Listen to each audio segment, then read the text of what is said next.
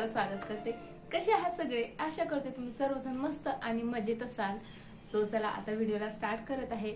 आणि 18 तारखेला भाद्रपद पौर्णिमा स्टार्ट झालेली आहे। भाद्रपदेचा महिना आलेला आहे आणि भाद्रपदेचा महिना लागला की किती साऱ्या आठवणी जाग्या होतात नाही का।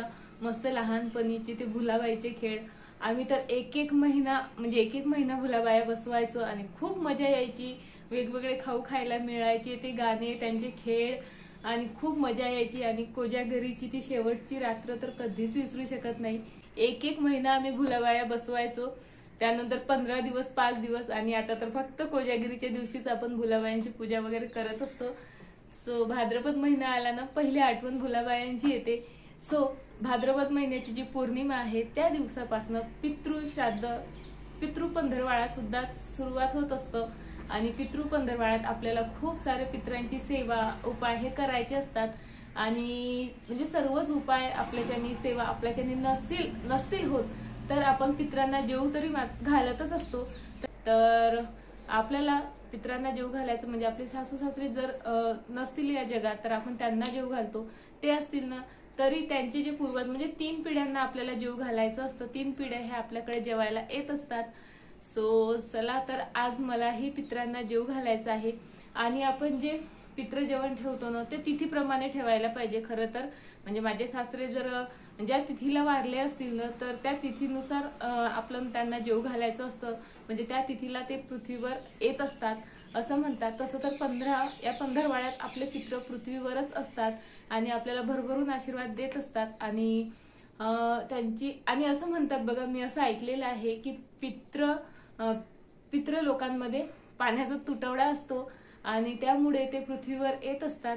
तर अनेक उपाय सांगितलेले आहेत बघा, मी पण भरपूर ऐकलेले आहेत आणि त्यातले मी काही करतही असते। तर आज मलाही पितरांना जेव घालायचं आहे। ऍक्च्युली माझे सासरे देवाघरी गेलेले आहेत तर मी त्यांना जेव घालत असते।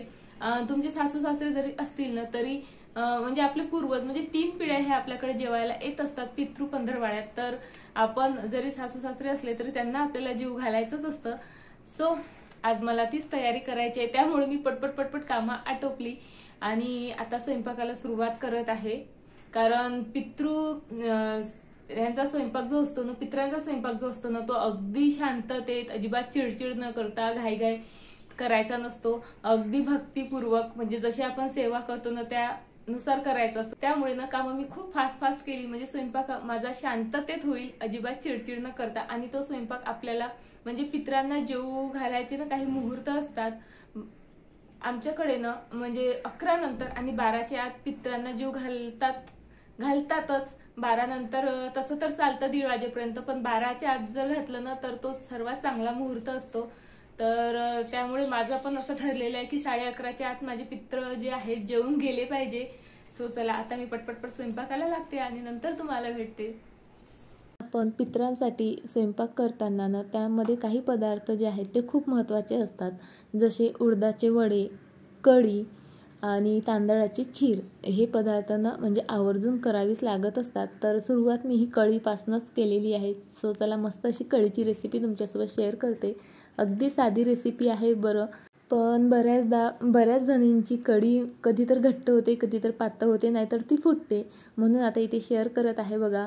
2 पडी मी तेल घेतलं, त्यामध्ये मस्त मोहरी आणि जिरं तडतडलं की छान कढीपत्ता, मिरची आणि हळद घातली। आणि त्यानंतर बघा ताकामध्ये आधीच मी बेसन मस्त असं घोटून घेतलं होतं आणि ते ताक आता त्यामध्ये सोडत आहे। आणि त्यानंतर छान अशी 10 ते 15 मिनिटांनं ही कढी मी उकळू देणार आहे। कढी जितकी जास्त उकळू देईल ना तितकी छान चव येते। त्यानंतर त्यामध्ये मीठ ॲड करते आणि सोबतच थोडं कोथिंबीर आणि शेवटचं एक साहित्य जे मी ॲड करत असते ते सांगते, ते म्हणजे चिमूटभर साखर। कढीमध्ये ना तुम्ही खरंच थोडीशी साखर ॲड करून बघा, खूप छान चव येते कढीला। आणि टेक्स्चर बघू शकता तुम्ही, छान झालेली आहे, जास्त पातळ नाही, जास्त घट्ट नाही। आणि चवीला सुद्धा ना अशी कढी खूप छान येते। आणि जे बेसनाचं प्रमाण असतं ना ते आपण व्यवस्थित टाकलं ना कढीमध्ये तर कढी कधीच फुटतही नाही। बेसन कमी झालं तर मात्र कढी फुटते। आणि पितरांच्या जेवणामध्ये बघा मिक्स भाजीचा सुद्धा खूप जास्त मान असतो, त्यामुळे इथे मी मिक्स भाजी जसं आपण इतर भाज्या करतो ना फोडणी देतो त्या प्रकारेच फोडणी देऊन इथे केलेली आहे। मिक्स भाजीचा सुद्धा पितरांच्या जेवणामध्ये समावेश हा असावाच। आणि या मिक्स भाजीमध्ये ना बरेच जण शेवगा आणि जो आपला वांग असतं ना ते ॲड करत नाहीत, पण आमच्याकडे करतात, त्यामुळे मग मी शेवगा आणि वांगसुद्धा यामध्ये ॲड केलेलं आहेच। आणि पितरांना ना तांदूळाचा खूप मान असतो। तुम्ही इतकं जीव नाही घातलं, पण एक तांदूळ एका वाटीमध्ये जर माठाजवळ जरी ठेवला ना आणि दुसऱ्या दिवशी तो शंकराला वाहला ना तर पितरांचं पोट भरतं असं म्हणतात। आणि पितरांना जर आपण तांदळाची खीर करून जर आपण जेवण दिलं तर म्हणजे खूपच छान। त्यामुळे तांदळाची खीर ही पितरांच्या जेवणामध्ये असावीच। त्यामुळे बघा, तांदूळ, ड्रायफ्रूट्स आणि 2 इलायच्या मी मस्त मिक्सरमधनं फिरवून घेतलं आणि मी काय करत असते, तुपामध्ये ते थोडा वेळ छान भाजून घेत असते, त्यामुळे टेस्ट खूप छान येते। आणि त्यानंतर त्यामध्ये दूध ॲड करते। मी 1 लिटर दुधाचीच इथे खीर जी आहे ती बनवत आहे आणि अगदी सोपी पद्धत आहे खीर बनवायची पण माझी।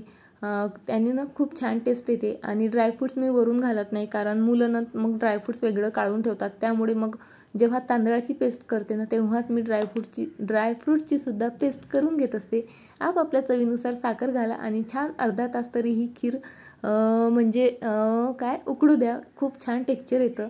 सोबतच बघा, इथे मी छान पातोळीची भाजीसुद्धा करत आहे। छान कांदे, खोबरं, खूप सारा लसूण आणि अद्रक वगैरे आधी भाजून घेतलं, नंतर मिक्सरमधनं फिरवून घेतलं आणि छान आपण जशी नॉर्मल भाजी फोडणी देतो तसा तो मसाला आधी भाजून घेतला आणि कोरडे मसाला घालून छान पाणी घालून भाजी करून घेतली आणि त्यामध्ये आता पातोळ्या सोडत आहे।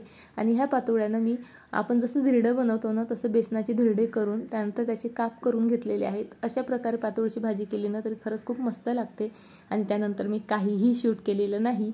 बघा, इथे मी वडे केलेले आहेत, कारण उडदाच्या डाळीच्या वड्यांचा खूप मान असतो। पापड, कुरडई, वरण, भात सर्व व्यवस्थित मी ताटामध्ये वाढलेलं आहे। आणि पितरांचं ताट आपण जेव्हा वाढतो ना तेव्हा देवाच्या ताटासारखं नसतं वाढायचं म्हणतात, उलटं वाढायचं असतं। म्हणजे आपण नॉर्मली ताट वाढतो तेव्हा मीठ किंवा निंबू वगैरे हे आधी वाढतो, तर तसं न करता सर्व ताट वाढून नंतर मीठ, निंबू हे ॲड करायचं असतं। तर बघा, पितरांचं ताट माझं आता तयार झालेलं आहे। आणि पितरांची जी पूजा असते ना ते म्हणजे कर्त्या पुरुषाकडूनच करायची असते। तर इथे मग आरोहीचे पप्पा आता पितरांची पूजा करत आहेत। तर बघा, आमच्याकडे बाबांचा फोटो नाही आहे, तर त्यामुळे मग असं भिंतीवर आम्ही पित्र काढत असतो आणि नंतर त्याची पूजा करत असतो। जर तुमच्याकडे फोटो नसेल ना असं तुम्ही केलं तरी चालेल। तर इथे गोपीचंदनाच्या मदतीने पित्र काढून घेतले, त्यानंतर पूर्ण जे ताट आहे ना ते पितरांना अर्पण केलं। आता बघा, आपण पितरांना 3 प्रकारे जेवू घालत असतो। एक तर असं ताट देऊन आणि दुसरं असं की या ताटातला एक घास घ्यायचा, ते सर्व एकत्र करायचं आणि आपल्याला तो घास कावळ्यांना द्यायचा असतो। सोबतच धुनी पण देत असतात। अशा 3 प्रकारे पितरांना जेवू घालत असतात। तर आता आम्ही तेच करत आहोत। ताट वाढलं, पितरांना अर्पण केलं, त्यानंतर त्याच ताटातला प्रत्येक पदार्थाचा एक घास घेऊन छान इथे बारीक करत आहोत। आणि हा जो घास असतो ना तो आपल्याला छतावर जाऊन म्हणजे कावळ्यांसाठी ठेवायचा असतो। पण तुम्ही माझ्या व्हिडिओमध्ये रोजच बघता, माझ्या या किचनच्या खिडकीमध्ये दररोज कावळा येतो, त्यामुळे मग आम्ही या खिडकीमध्येच हा घास ठेवलेला आहे। सोबतच बाजूलाच धुनी किंवा अगारी पण म्हणतात बहुतेक याला, तर ते करत आहोत। इथे आम्ही एक गौरी घेतली, जी शेणाची गौरी असते ती, आणि तिची ना छान पेटवलं तिला आधी, आणि त्यानंतर तिची जी ज्वाला आहेत ना त्या कमी झाल्यानंतर त्यामध्ये पान, नंतर तो एक घास म्हणजे सर्व पदार्थांचा मिळून तयार केलेला एक घास, नंतर तांदूळ आणि तूप ते आपल्याला जाळायचं असतं। अशा 3 प्रकारे आपल्याला पितरांना जेवू घालायचं असतं। आणि पित्र जेवण करेपर्यंत ना म्हणजे कुणालाच त्यातला एकही घास द्यायचा नसतो। ते पितरांचं अन्न कधीच उष्ट करायचं नसतं।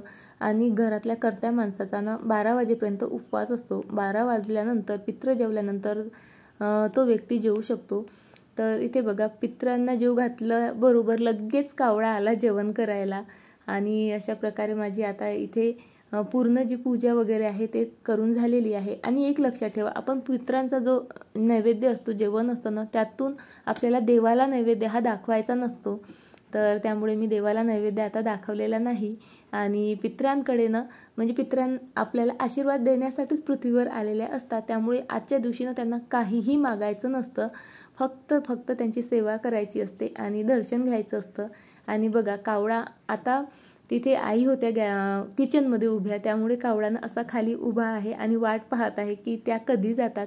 आणि जशा त्या गेल्यानं लगेच कावळा तिथे गेला आणि जेवढा काही प्रसाद ठेवलेला होता ना तो सर्व संपवला कावळ्याने।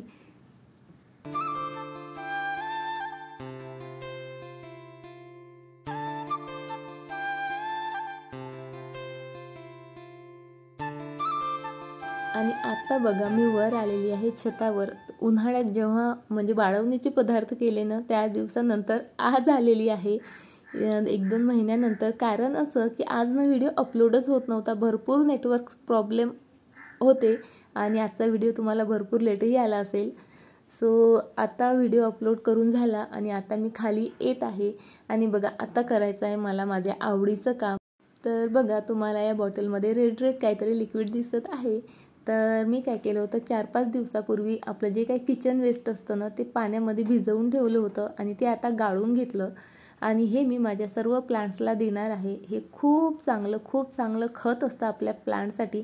याचा थोडासा गंदा वास येतो पण आता प्लांटसाठी आपण तेवढं तर सहन करू शकतो ना. आणि हे यूज कसं करायचं ते मी बऱ्याचदा शेअर केलेलंच आहे, तरी पुन्हा एकदा शेअर करते. बघा जितकं लिक्विड असेल ना त्याच्या 5 पट तरी आपल्याला पाणी ॲड करायचं असतं. डायरेक्ट ते लिक्विड आपण झाडांना नाही देऊ शकत. आधी पाण्यात डायल्यूट करायचं आणि नंतर झाडांना द्यायचं. आणि झाडांनाही भरपूर प्रमाणात नाही, एका झाडाला 100 ml पाणी पुरेसं असतं. तर तशाच प्रकारे बघा मी सर्व प्लांट्सला माझ्या ते पाणी देत आहे.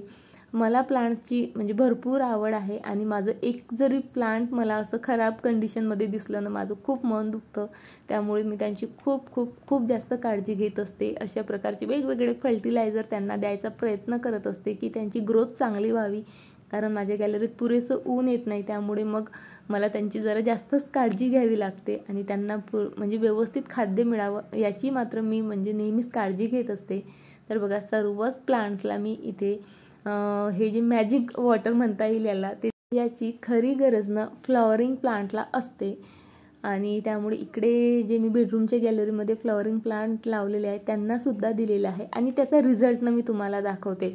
हे जे पाणी आहे ना मी दर आठवड्याला माझ्या झाडांना देत असते. आणि बघा हे माझं जास्वंदाचं झाड आहे, प्लांट आहे आणि याच्या प्रत्येक फांदीला तुम्हाला अशा प्रकारे 4-4, 5-5 कळ्या आलेल्या दिसतील. बघा छोटी जरी फांदी असेल ना तरी तुम्हाला दिसत असेल याला 3 कळ्या आलेल्या आहेत. आणि असेच जर तुम्हाला प्लांट्सपासून भरपूर फुलं घ्यायची असतील ना तर तुम्हाला त्याला खाद्यही व्यवस्थित द्यावं लागेल. प्रत्येक वेळेसच आपण म्हणजे केमिकल फर्टिलायझर नाही देऊ शकत, त्यामुळे ना आणि ते महागही असतात. त्यापेक्षा घरीच असे छान फर्टिलायझर आपण तयार करून प्लांट्सला देऊ शकतात.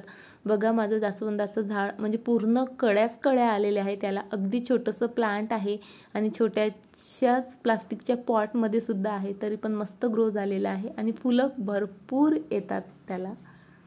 एक छोटीशी टिप मी आज तुमच्यासोबत शेअर करत आहे, पण नक्की ट्राय करून बघा आणि तुम्हाला लगेच तुमच्या प्लांटमध्ये ग्रोथ झालेली दिसेल. त्याचा रिझल्ट तुम्हाला लगेच छान येईल.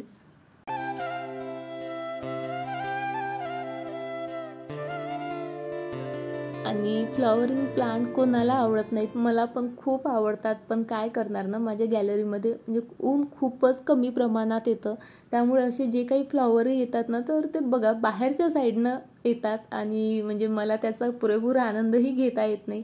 त्याचमुळे मग मी काय करत असते, अशी मस्त अशी indoor plant, colourful indoor plant जे आहे माझ्या गॅलरीमध्ये मी ॲड करत असते आणि तेच मग मला जे फ्लॉवरचं सुख आहे ते देत असतात. बघा किती सुंदर कलर आहेत माझ्या इंडोअर प्लांटचे. आणि माझ्या गॅलरीमध्ये म्हणजे फुलांची कमतरता, कलरफुल म्हणजे कलरची कमतरता माझे प्लांट्स कधीही पडू देत नाहीत. सो चला तर फ्रेंड्स आता व्हिडिओ इथे संपवते आणि आय होप आजचा व्हिडिओ तुम्हाला थोडा तरी इन्फॉर्मेटिव्ह वाटला असेल, आवडला असेल. आणि व्हिडिओ आवडला असेल तर प्लीज लाईक, शेअर, सबस्क्राईब करायला अजिबात विसरू नका आणि छान कमेंट्सही करा. सो चला तर आता मी आणि माझं गार्डन तुमचा निरोप घेतो आणि पुन्हा येतो तुमच्या भेटीला अशाच एका छान व्हिडिओसोबत. तोपर्यंत बाय.